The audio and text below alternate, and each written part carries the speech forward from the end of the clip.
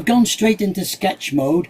Now, the circle command is either with a C on the keyboard, or you can go up here to create and pull create down. You get circle there, and you've got a choice of center, 2 point, 3 point, 2 point tangent, or 3 point tangent.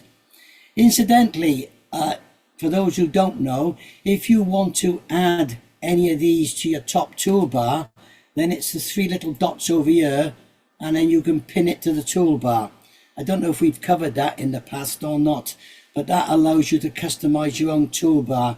While I'm just on that one, if you want to remove one from the toolbar, you just go up to the toolbar and just drag it away, and then you can adjust your own toolbar. So as we did with the rectangle, the quickest and easiest way is to hit the circle command, because then it brings up over here. You can choose which one you want from this option menu. As I say, 2 point, 3 point, tangent, and a center. So the center circle first, because that's the easiest, and quite simply that is literally going where you want to go. Click once, drag out the circle, type in the dimensions you want, let's say 25mm, and hit return, and there's the circle.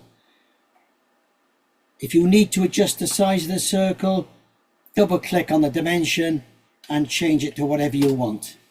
That's the circle command. It's as simple as that. There's nothing more to it than that, really. If you want to move the circle, then you just, if it's not grey, double click on it to make it grey, and then you can just move it around to where you want it. That's the circle command. It can't be any easier than that. So let me clear my screen, and we'll look now at a couple of the other circle commands. If we look at the 2 point circle command, the thing I should add is that with the other 4 circle commands, dimensions don't really come into it, because the other 4 circle commands are all drawing circles with reference to existing parts. So you don't actually type in a dimension. Let's go on to a little bit of a sketch I've got here. So if we put in 2 lines, where are we? 1 line and a second line. And now we're going to look at the 2 point circle, which is that one there. And the 2 point circle is between 2 points. So in this instance, there and there, for example, and that brings the circle in. Just at this point, as I'm going through it, if you don't want the complete circle because you're doing an arc, if you like, using the circle, then just with the scissors command, remove the bit you don't want. A 2 point circle can also be drawn between the 2 lines. So again, in the 2 point circle, I'm going from there to there, and there's your 2 point circle. As I say, dimensions don't come into it because you're drawing a circle between 2 reference points that already exist in your drawing. But let me clear that out the way a moment a bit more.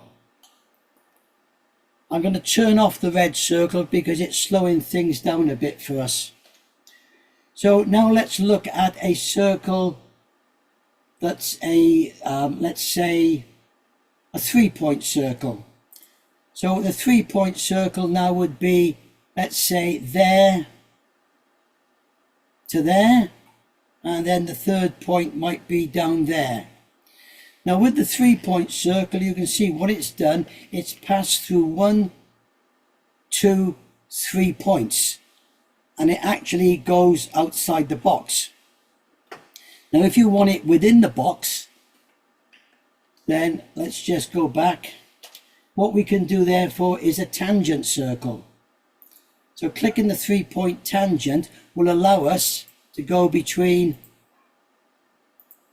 3 points, act the tangent of the line, and you notice it joined the line at the tangent point, which all match in with the geometry, rather than the point I clicked at.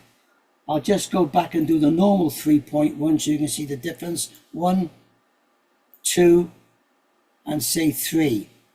So you can see the difference. The 3.1 goes through the 3 points that you mark out. The 3-point tangent one goes through the 3 tangent points on the lines that you do. Now the thing to bear in mind is you can't do the tangent on a curved line. So if we were to put a curved line in here, for example, and then we were to go into the circle and do the tangent one again, so we want tangent there and there, you can't, that line won't highlight. You can't do a circle as a tangent of another circle. So you can only do it of the point there. Okay? Another one for the 3.1 is if we're in here, we can do it also. Is that the 3 point? No. Get it with 3.1. Again. Now, I did have somewhere. Where'd it go? Bear with me a moment. I think it must have been. Typical point there is the way I've done it. This is, you know, the end frame for a seat. So I might want to put an end on here. Now I could put the end on here either with a curve or I could do a 2-point circle.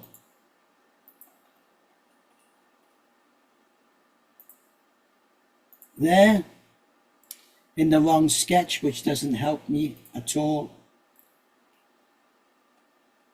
And then down the bottom, you can add one. Let's just get rid of that one a minute. Go back into that one. And then you can, now you can't put a tangent in the bottom. So if you were designing, say, this seat, as I say, 3-point tangent doesn't work. So what you can do as a little cheat, if you like, is to draw a straight line, which is of that nature, and then you can do your circle with your 3-point tangent by going from there to there to there, and then you could do that sort of command, delete the rubbish line you don't want, and then you've got your side frame of your seat, which has got your wrought iron work in the middle. There's other ways of doing it. Obviously, you could dissect it and find a center point and so on and so forth. It's just another way of using the tangent circles. There's no dimension, as I say, the only dimensions are involved on the, where are we? The only dimensions are involved with the center circle.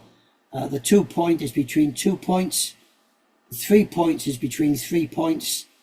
3-point tangent is between 3 straight lines. 2-point tangent also is between 2 straight lines.